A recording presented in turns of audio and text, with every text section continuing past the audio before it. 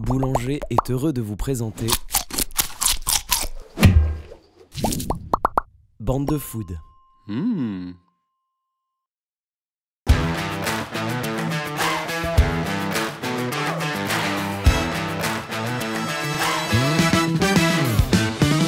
Bonjour à tous, bienvenue dans Bande de Food, le podcast de bouche. Aujourd'hui, nous sommes au cœur du plus grand marché du monde avec son président Stéphane Layani. Salut Stéphane. Salut Xavier, ça Merci. va? Ouais, super, merci de nous accueillir. Autour de toi, Benjamin Simoneau de Vos, des saveurs de Chailly. C'est ça, bonjour, et président du Carreau des producteurs. Aussi. Ouais. Président Ici, du Carreau on est des tous producteurs. Voilà, on est tous présidents. Il y a beaucoup de producteurs. Il y a aussi une directrice générale. Oui, Alexia bonjour. Fouché-Charrère. Salut Salut Xavier. Alexia, directrice générale des Vergers Saint-Eustache. Exactement. C'est ça, et puis des paniers mixtes, on va en parler dans un instant. On a la chance d'avoir aussi avec nous un super chef, Jean-François Rouquette, le chef étoilé du Pur, le restaurant du célèbre Parc Hayat Vendôme à Paris, près de la place Vendôme, 5 rue de la Paix, s'il vous plaît. Bonjour Xavier. Et Yannick Legal, présentateur du JT France 3 Île-de-France, qui est un peu ici chez lui en terrain connu. Bienvenue. J'adore cette table, me fait envie même s'il est très tôt. Stéphane, tu es un petit peu un chef d'État parce qu'ici les chiffres ils sont stratosphériques. C'est déjà plus grand que Monaco, c'est ça? Oui, c'est comme la principauté de Monaco, avec 12 000 salariés, 10 milliards de chiffre d'affaires. Alors souvent quand je fais visiter des chefs d'État de petits États en développement, je leur dis mais c'est quoi votre budget? Et souvent ça dépasse le budget de l'État considéré. Donc il ne faut pas les prendre de haut, il faut au contraire les aimer, leur exporter notre modèle. Comme ça, ils ont une alimentation locale, durable, de bonne qualité. Voilà ce Tu qu'on nourris fait. combien de millions de personnes par jour? 20 millions de personnes. On nourrit 20 millions de personnes. Il y a à peu près 18 millions de personnes en région parisienne au sens large. Et on exporte énormément. Et les gens ne le savent pas ici. Au Carreau des producteurs, on vend énormément à l'étranger. Tous les matins, on a des Anglais, des Belges, des Allemands qui nous achètent. On exporte 1 milliard d'euros par an. Donc on est à la fois le plus grand marché du monde, le plus profond avec une profondeur de gamme extraordinaire et le plus étendu dans le monde parce que les produits français sont extrêmement réputés. On les exporte et on les exporte depuis Rungis. Benjamin, c'est quoi le Carreau des producteurs? Donc le Carreau des producteurs, c'est un bâtiment au sein du marché où tous les producteurs, en majorité d'Île-de-France, viennent vendre leur production, donc tous les matins. On commence très tôt. Et donc chaque producteur vient vendre sa production en direct aux professionnels. C'est quoi Moi, je suis un petit peu lève-tard. C'est quoi la journée type de Benjamin Simoneau de Vos et de tous les producteurs qui vendent ici? Ça dépend si on la commence le matin pour aller faire la récolte ou si on la commence le matin pour venir à Rungis. Ouais. Donc, je vais prendre mon cas, donc moi je me réveille à minuit et demi à peu près. Je monte dans mon camion, je suis ici sur le mine à 1h30, 2h. Donc Mine marché international. Voilà, mine, pardon, oui. Donc on prépare les commandes, etc. Ensuite, on rentre à la maison. J'ai mon frangin qui s'occupe avec les gars, puisque j'ai 20 employés quand même. On est une petite entreprise, mais on a un petit peu de main-d'œuvre. Et donc, eux, on fait la cueillette, etc., l'emballage l'après-midi jusqu'à 17-18 heures. Et puis, on retourne, quoi. Donc, en fait, on fait un peu les 3-8, quoi. Tu fais quoi comme produit? On fait donc tomates, fraises et concombres. C'est ce qu'on voit sur la table, qu'on voilà. va tout de suite embarquer à la fin de l'émission. Voilà, ça c'est excellent, ça à snacker, c'est super bon ça. Et donc au sein du Carreau des producteurs, on a beaucoup de verdure, salade, carottes bottes, poireaux, du concombre également, des pommes de terre, des pommes, des poires l'hiver. Et tous ces produits-là sont d'une extrême fraîcheur, parce que comme je vous le disais, c'est du A pour B, ce qu'on appelle du A pour B, de la veille pour le lendemain. Donc c'est-à-dire que si vous allez chez votre détaillant, vous avez un produit qui a moins de 24 heures. Quoi. Vous pouvez avoir dans votre assiette un produit qui a moins de 24 heures. C'est ce qui fait la force de Rungis, une extrême fraîcheur. Les saveurs de Chailly, t'es tombé dedans quand t'étais petit? C'est quoi? C'est familial? C'est familial, donc c'est une entreprise qu'on a montée avec mon frère et mes parents. Donc mes parents maintenant sont en retraite, et donc nous on continue. Mais mon père, il a toujours fait ce métier-là. Ouais. Toi, Alexia, c'est aussi une affaire de famille, puisque les Vergers Saint-Eustache, c'est d'arrière-grand-père en petite-fille, c'est ça? Alors exactement, principalement la maison Charrère, qui est la maison mère de nos maisons familiales, qui a été créée par mon arrière-grand-père Maurice en 1947. Et Verger, une enseigne qui nous a rejoints en 2000. Et alors toi, tu vends, j'imagine comme Benjamin, dans les palaces, dans les grands restaurants, dans les brasseries. Voilà.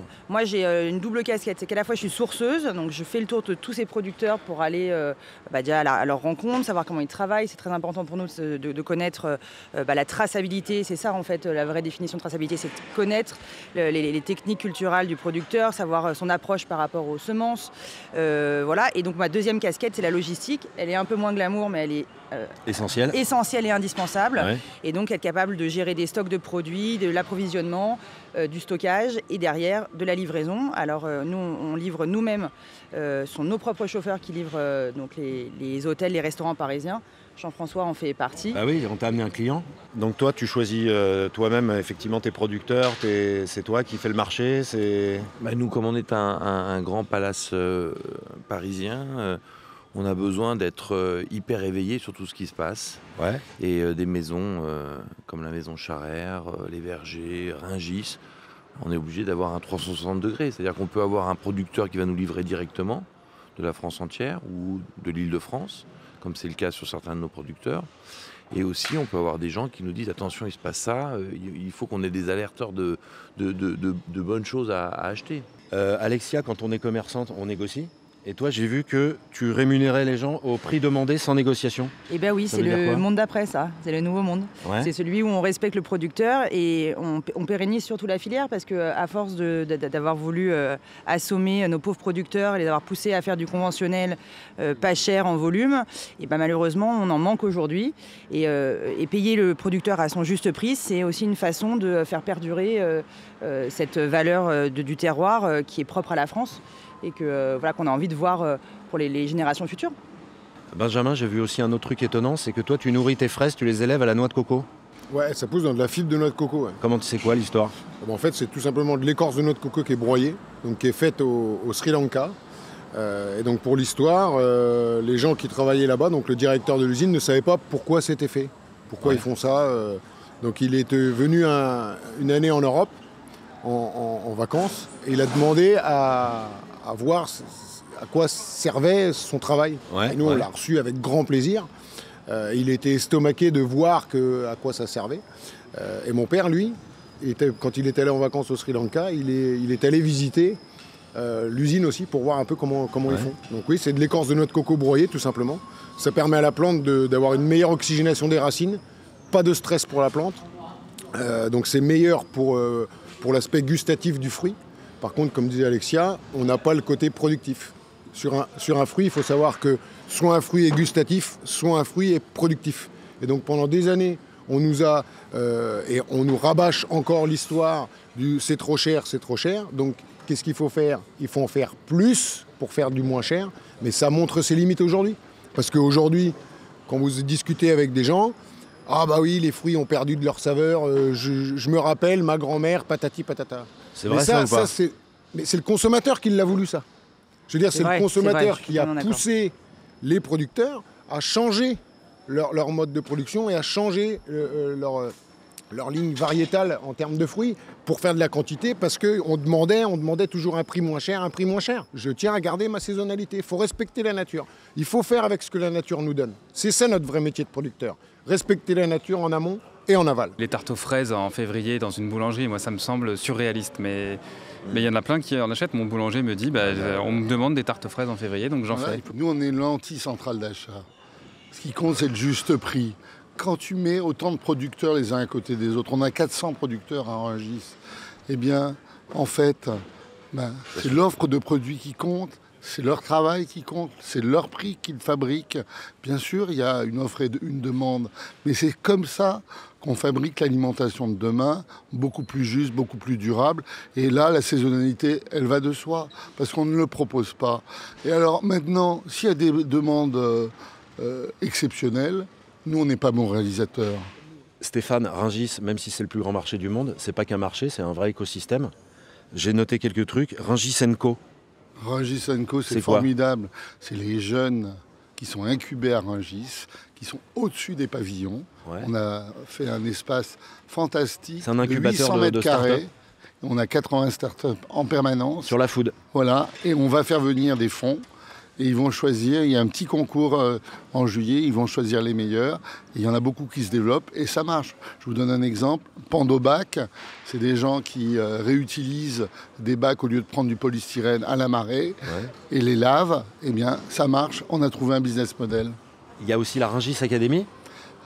Ça, c'est ma fierté. La Rungis Academy, c'est une fédération d'écoles de métiers de bouche.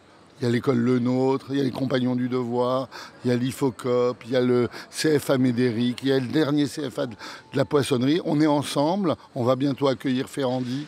Et on est ensemble. L'école de cuisine, la célèbre école. On met en pratique ce qu'ils apprennent sur le terrain, sur le marché de Rungis. Et il y a un autre avantage. Ils ne sont pas obligés toute leur vie de faire le même métier.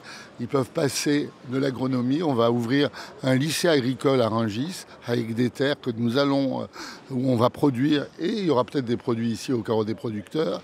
Et ils peuvent apprendre au lycée agricole Bougainvilliers comment faire grâce à la Rungis Academy. Le train des primeurs. C'est ma grande fierté 2021, c'est qu'on a fait repartir le train des primeurs. Vous êtes battu pour ça. Je me suis battu, la SNCF l'avait arrêté. C'est le train de fret le plus rapide d'Europe. C'est le TGV des primeurs, il fait 140 km/h, il part à 5 heures de Perpignan et il arrive à 3h28. Moi je l'ai pris.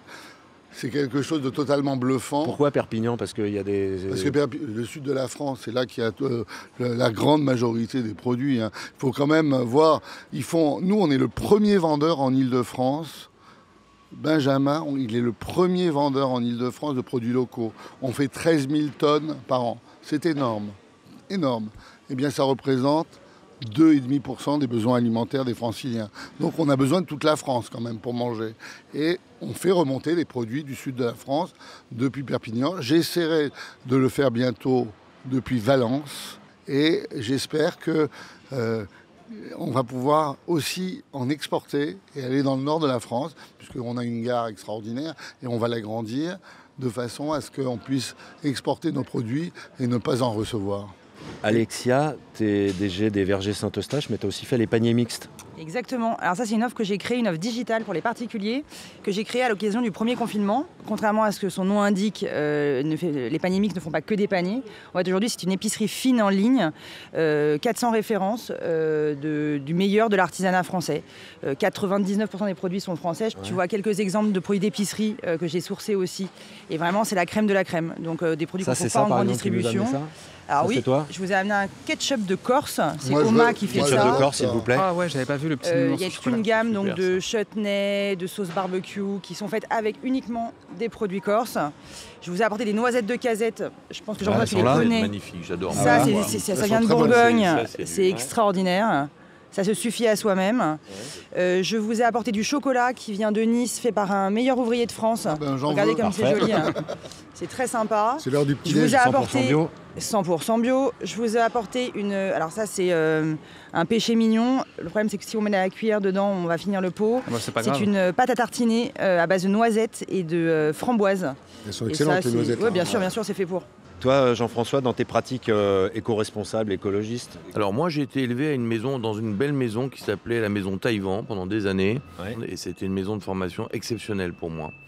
Et c'était une maison qui fait attention à beaucoup de choses. C'est attention à ne pas laisser couler l'eau. C'est une maison qui... On éteignait les gaz à 14 heures et on continuait avec la chaleur. On éteignait les lumières tout le temps. Je suis devenu maniaque, je suis devenu un ayatollah de la lumière, moi. Mes gestes écolos, c'est aussi ne pas aller chercher des produits trop loin, c'est faire attention à son environnement, c'est faire attention à ses producteurs, c'est bien payer ses producteurs, c'est faire attention à toute une chaîne qui est normale et qui se respecte, où nous, effectivement, on est un peu le dernier maillon de ça. Nous, on est là pour faire rêver le client. Et avec ça, on est là aussi pour faire briller nos producteurs. Donc, évidemment, on parle dans nos entreprises aussi de pas mal de nouveaux gestes, mais on les a toujours eus. Quand on parle d'empathie, le type qui n'a pas d'empathie, il n'a pas de personnel. Et il y a des bons achats, il y a des bons producteurs, il y a des gens qui sont sérieux. Je faisais un petit tour, parce que ça fait pas mal de temps que je n'étais pas venu sur le carreau, parce qu'il y a eu pas mal de choses qui sont passées. Et là, j'ai été voir Monsieur Bourgeot. Ça fait 35 ans que je travaille. On travaillait il y a 35 ans avec son papa. Il est là aujourd'hui, on continue à travailler avec lui. Et on arrive ici, pour un cuisinier, c'est un petit peu Noël avant Noël, quoi. Oui. On est confronté à 1000 produits, puis d'un seul coup, dans la tête, se passe 1000 choses. On dit, tiens, si on pouvait cuisiner ça, et puis on pourrait cuisiner ça. Et on arrive, il y a une mobilisation de l'esprit quand on vient sur le carreau comme ça, qui est exceptionnelle. Yannick, toi, tu as changé un peu ta façon de consommer, ta façon de cuisiner, parce que j'imagine que tu cuisines aussi. Ah oui, je cuisine pas trop mal, pas comme le chef, mais pas trop mal. Non, mais moi, en fait, je vais depuis 10 ans plus qu'au marché. En fait, avant, je faisais mes courses un peu comme tout le monde au supermarché. Et plus jamais, j'achète de légumes en supermarché. Je n'ai pas de geste écolo à proprement parler, mais voilà, je respecte la saisonnalité et produits français. Jamais je mangerai des fraises espagnoles au mois de mars. Ça, ma religion me l'interdit. Je voulais juste revenir sur les paniers mixtes, parce que j'ai été bluffé par la capacité d'adaptation d'Alexia, qui s'est retrouvée du jour au lendemain avec des tonnes de fruits et légumes, parce que c'était à cause du Covid en fait que tu as lancé les paniers mixtes. Exactement. Je pense que Benjamin en faisait partie. Ils ont pas appuyé sur off en fait le jour où ils ont fermé les restaurants, et il fallait pouvoir leur filer un coup de main à écouler ces produits.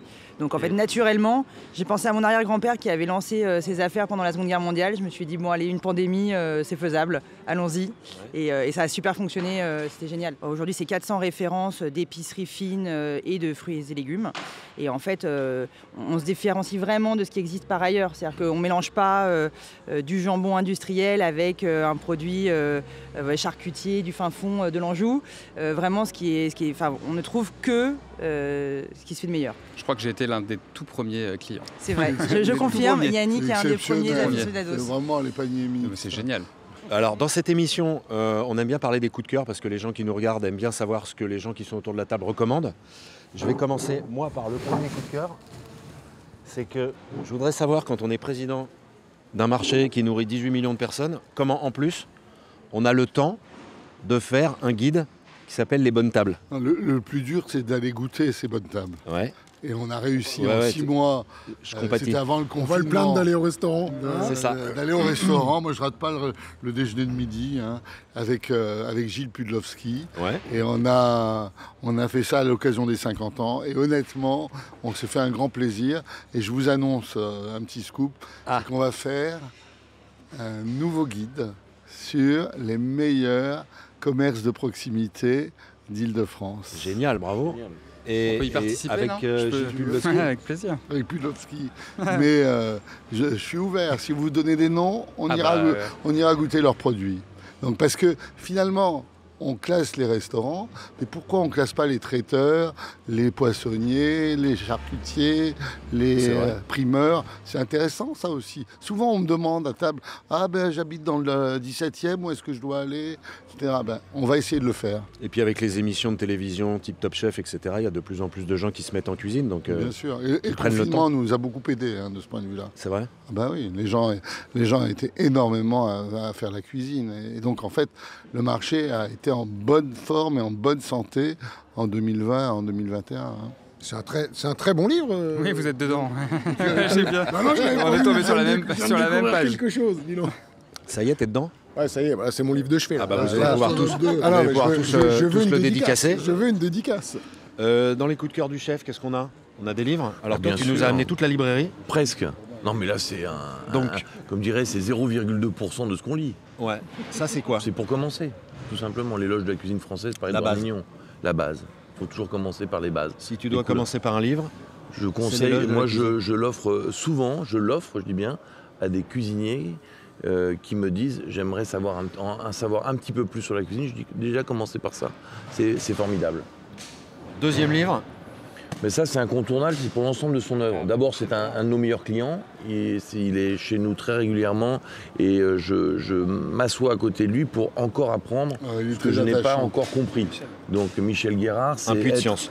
Oui, puis c'est un précurseur avant tout le monde. Donc, je pense que ça, c'est à mettre sous son oreiller, c'est pas mal. Le fondateur de la cuisine minceur. Oui, puis en même temps, on commence à être... C'est un peu avant l'été, donc on va faire le body summer. On va commencer un petit peu à préparer. Et aujourd'hui, on a mis un petit peu de légèreté dans la cuisine. On fait plus les sauces de la même manière. On utilise le beurre parce que le beurre, c'est un exhausteur de goût, c'est ce qui sert, mais on fait attention à tout ça, donc c'est important.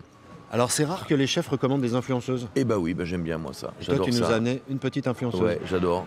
J'adore Alice in Food. Parce que moi, j'adore la cuisine du week-end. Et j'adore ce côté familial, copain, avec des trucs hyper sympas qu'on pourrait mettre sur sa table pour un brunch. J'adore Alice à Tu lire. la connais? Bien sûr. Vous discutez un peu d'Instagram ensemble? Non. C'est important pour un chef d'être sur Instagram? C'est important d'avoir peut-être une image, il faut bien la contrôler pour pas que ça parte dans tous les sens. Il faut que ça représente le travail et que ça soit peut-être aussi une lumière sur notre maison. Mais basta, ça s'arrête là. On parle pas de week-end, on parle pas de famille, on parle pas d'enfants, on met pas les gamins à côté, on fait pas la tambouille avec tout le monde. C'est juste une lumière sur notre maison quand elle est pour faire voir ce qu'on fait. Par exemple, j'invite Amélie Darvas qui a fait son apprentissage chez nous, qui a pris une étoile Michelin à côté de Béziers, qui revient le 22 faire un dîner d'exception, comme on a toujours fait depuis des années. On a reçu Bar de Potter en Belgique, Eneko Hacha qui a 3 étoiles Michelin à Bilbao et qui est venu cuisiner il y a 6 ans. Il n'avait qu'une étoile Michelin à l'époque.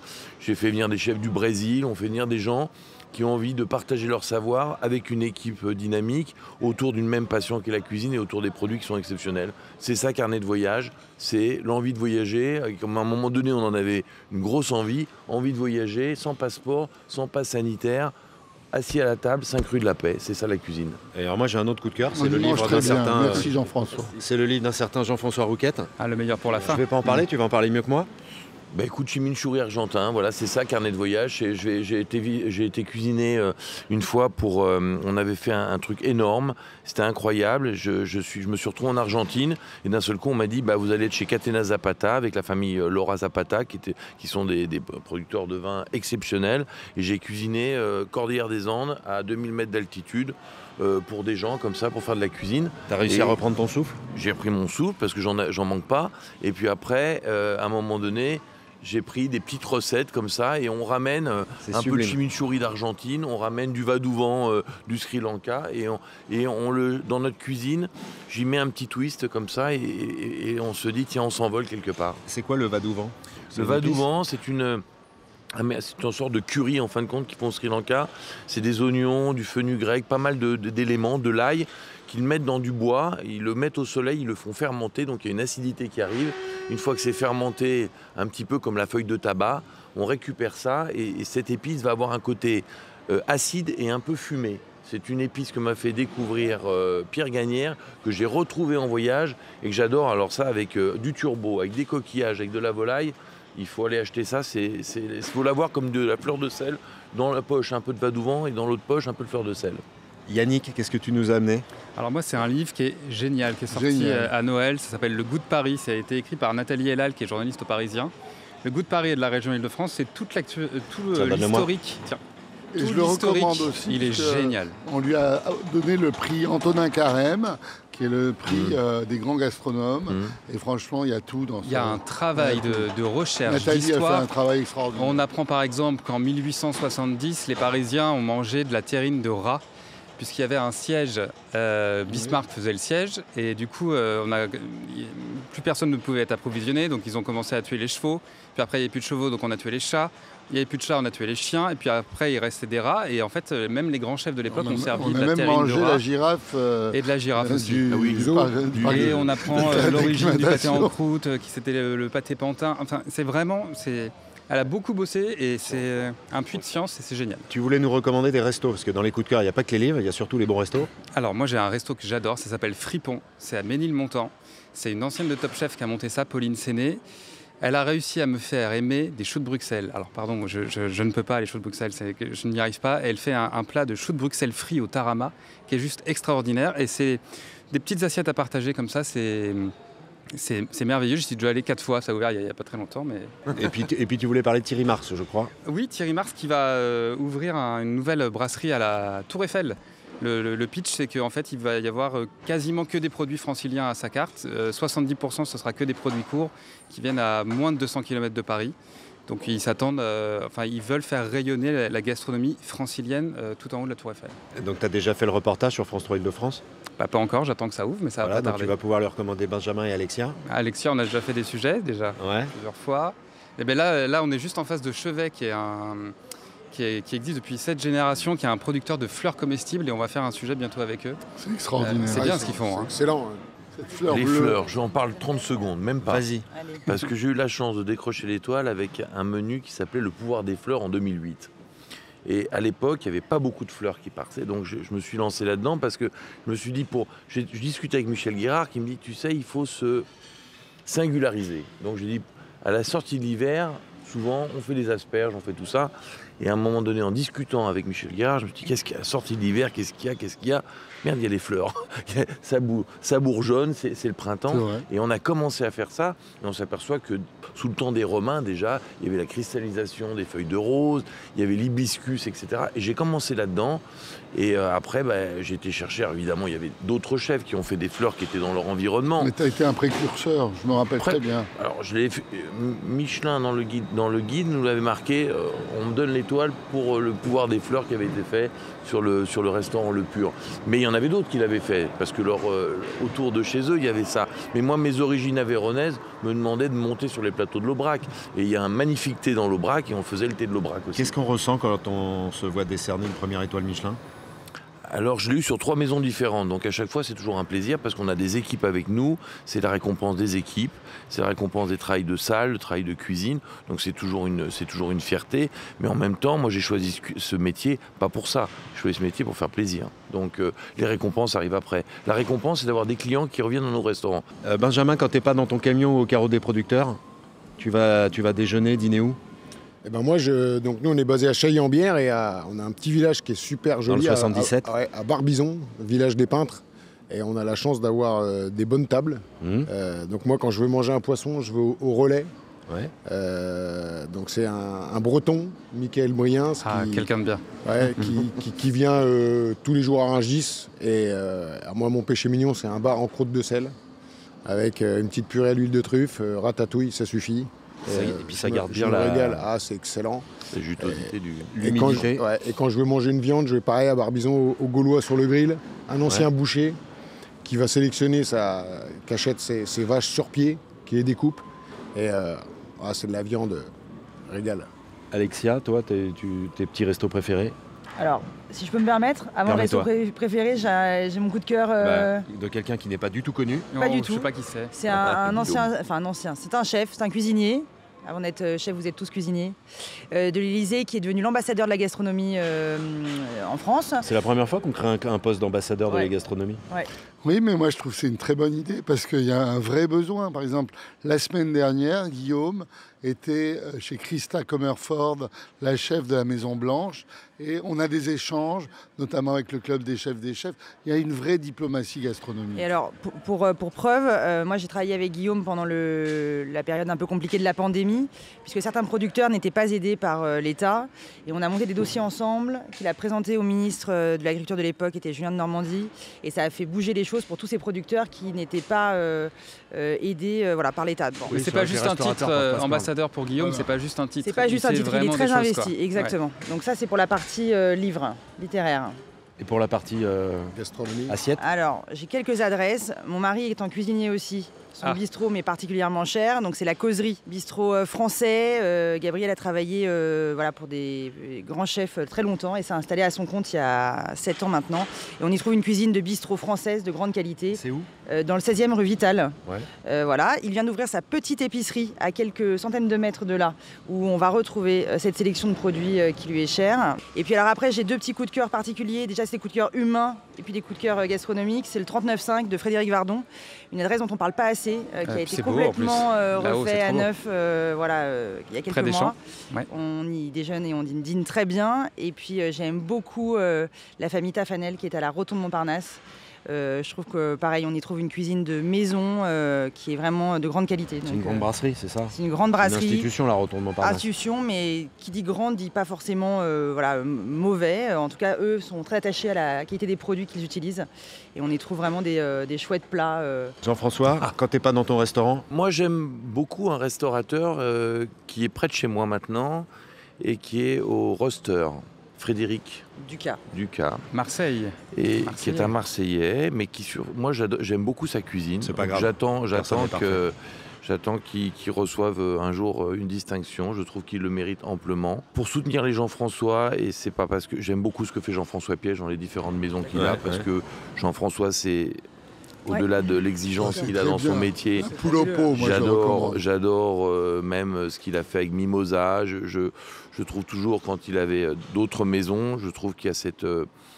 c'est un grand cuisinier. Puis Mimosa, le lieu est dingue. Hein, et puis la cuisine est bonne, quoi. Je veux dire, faire un lieu comme Mimosa à Paris, avec toute la complexité que ça a, on arrive dans l'hôtel de la Marine. Je trouve que ce qu'il y a dans l'assiette, ça tient super bien la route. Et bon, voilà, c'est un confrère et c'est un très grand cuisinier. Je trouve que ce qu'il fait, quand il s'y attelle, c'est super bien. Et le Petit Vendôme, on en parle? Le Petit Vendôme, parce que j'adore, c'est à côté de mon hôtel. Ils font les meilleurs sandwichs de Paris. Le beurre est exceptionnel, le pain est exceptionnel, la charcuterie est exceptionnelle, le fromage est exceptionnel. Avec des pommes salardaises. Et les vins, les petits vins de producteurs sont exceptionnels. Stéphane, avant de te demander tes restaurants préférés ou tes chefs préférés, il y a des institutions ici. On a 19 restaurants, ils sont tous dans leur gamme extraordinaire. Ah, moi, je vous recommande mon tiercé gagnant. Mon tiercé gagnant, c'est évidemment la Marée. D'accord. Évidemment, un truc extraordinaire, c'est la cantine du Troquet. C'est vraiment très bon. Il y en a à Paris, il est à Rungis. Et c'est Stéphane Bertignac, le chef de Le Doyen, qui opère.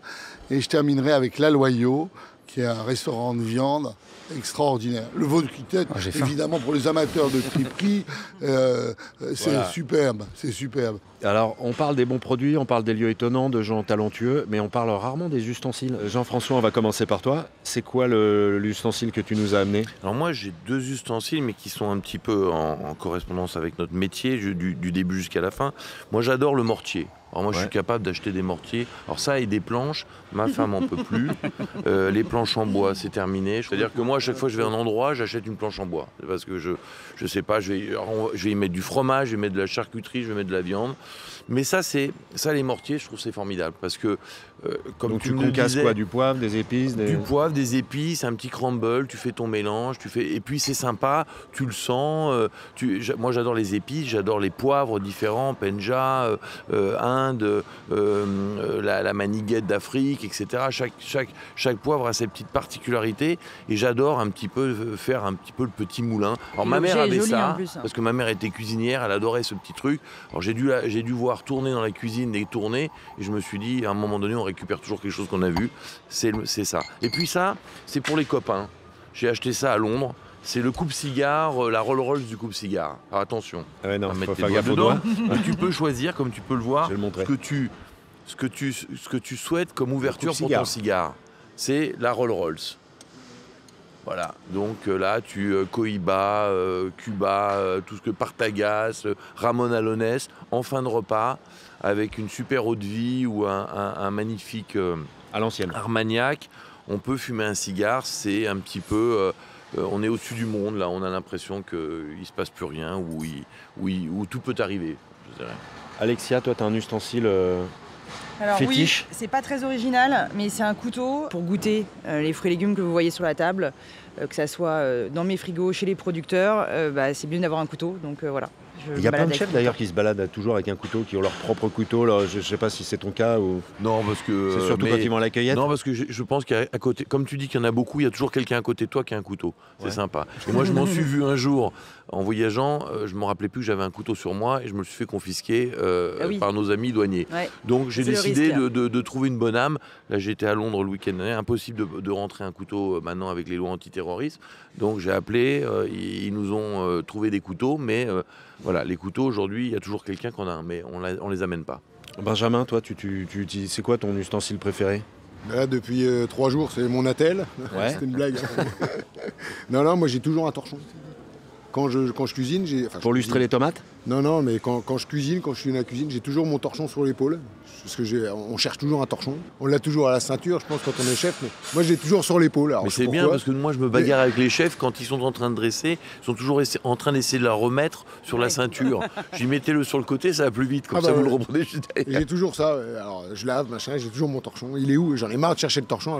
Dès que je commence, je mets le torchon et après, on y va. Yannick, tu nous as amené un ustensile qui, en apparence, paraît très simple, mais qui est apparemment chargé d'histoire. Oui, parce que en fait, j'ai la chance d'être descendant de Pieds-Noirs. J'ai 8 générations de ma famille qui sont partis en 1832 en Algérie, qui sont venus il y a 60 ans cette année, puisque c'est les 60 ans des événements d'Algérie. Et quand mes arrière-grands-parents sont revenus, il n'y avait pas grand-chose, il y avait une valise et dedans il y avait le couteau à pain de mon arrière-grand-père qu'on se transmet de génération en génération. Et du coup, voilà, c'est celui-là. C'est pas grand-chose, mais c'est celui-là. Il a traversé la Méditerranée et bon, voilà, voilà. Donc celui-là, tu ne l'emmènes pas à l'aéroport quand tu pars avec Jean-François en voyage? Celui-là, non. Et il coupe très bien. Il coupe toujours très bien. Ça se voit. Stéphane, quand tu vas chez des amis, qu'est-ce que tu leur amènes? Bien, en général, un plateau de fromage. C'est formidable, ils ne pensent jamais au fromage. Or, dans un dîner entre amis, avoir un très beau plateau de fromage, ça plaît toujours. Et donc, je vous donne le truc, c'est rien à faire. Ça fait beaucoup plus plaisir que les fleurs parce qu'on les mange. C'est visuel. Benjamin, toi, qu'est-ce que tu ramènes? Moi, j'ai un copain qui est vigneron, à côté de Nuit-Saint-Georges, qui fait un Bourgogne exceptionnel. Aurélien Verdet, donc je viens toujours avec une petite bouteille de Verdet. C'est quoi? C'est plutôt du blanc chardonnay, du rouge en pinot noir, du quoi? Du rouge, moi ce que j'adore, il fait un Haute-Côte de Nuit, excellent. On est déjà dans le haut du... Bon choix. Ouais, écoute, on choisit ses copains. Non, c'est une blague. Hein. C'est un vrai truc, c'est un pote, donc il aurait fait du Bordeaux, j'en aurais pas voulu, mais je suis très Bourgogne, moi. Donc là, non, c'est un délice. Et il travaille avec amour, pareil, de deuxième génération. Il travaille comme un acharné et il fait un vin, un Bourgogne exceptionnel. Toi, Alexia, qu'est-ce que tu amènes? Un panier mixte? Moi, j'apporte un bouquet de légumes, voilà, à défaut de bouquet de fleurs. J'aime bien les fleurs aussi. Hein. C'est très chouette. Maintenant, c'est moins original, mais surtout des fruits, j'avoue. Parce que c'est vrai que le fruit, c'est plus compliqué à trouver, des bons fruits. Et qu'on fait moins la différence entre deux poireaux, alors qu'entre une bonne et une moins bonne fraise ou une bonne et une moins bonne cerise, on le fait. Donc, j'apporte des fruits. Jean-François, qu'est-ce que tu ramènes? Alors, quand je voyage, j'essaie toujours de ramener quelque chose, un petit souvenir aux copains. C'est-à-dire des épices, un petit bouquet d'épices, un petit truc... qui va se retrouver dans les cuisines et quand les gens le prendront, ils penseront à moi. C'est toujours sympa. Alors, ou un poivre, ou du chimichurri en Argentine, ou des chocolats, des choses comme ça qu'on peut avoir quotidiennement dans une cuisine et qui peuvent servir, quoi. Sinon, après, quelques cigares, si c'est des amateurs de cigares, une bonne bouteille de digestif, si c'est un grand Armagnac. Qui va avec le cigare. Qui va avec le cigare, ou des choses comme ça. Ou si c'est moi, on me demande de faire quelque chose, dans ces cas-là, moi j'adore faire la tarte aux pommes, parce que c'est une recette de famille. Ma mère étalait la pâte avec ses doigts, comme ça, en les huilant, sans utiliser de farine. Elle avait une pâte particulière, et on coupait des jolies pommes, et c'était formidable, avec juste un tout petit peu de sucre roux dessus, un peu de cannelle, on mettait ça au four. Donc il y a une recette un peu de famille, et si on veut faire quelque chose de on fait une petite tarte aux pommes, ça plaît bien.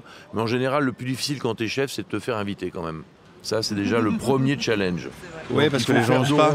Il faut faire dos rond. Il faut que tout le monde dise autour, il est très sympa à table. Il est très sympa, il très sympa, fait des compliments sur le maître ou la maîtresse de maison. Souvent, la personne qui a fait à manger te dit, qu'est-ce que t'en penses? Et là, c'est la question qui tue. Et là, tu dis, mais vraiment...